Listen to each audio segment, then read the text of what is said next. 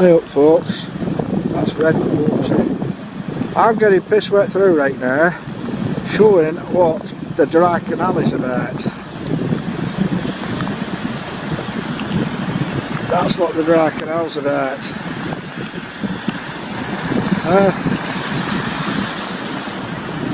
I'm still getting piss wet through, by the way. And this is nout compared. I've seen this bloody halfway up this wall. I'm not going to stand around much longer. That's my hand up there, so the protecting bloody lens. But this is the dry canal. Here's the sky. Up there's the flag.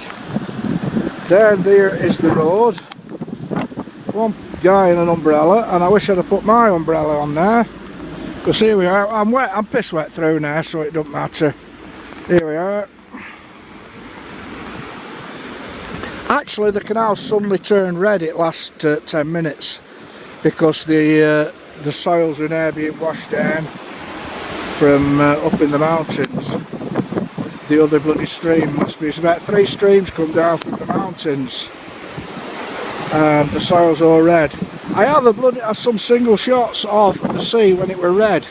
There we are. There's the village over there. Hey, and I've had enough. I'm getting piss wet through. Later, folks.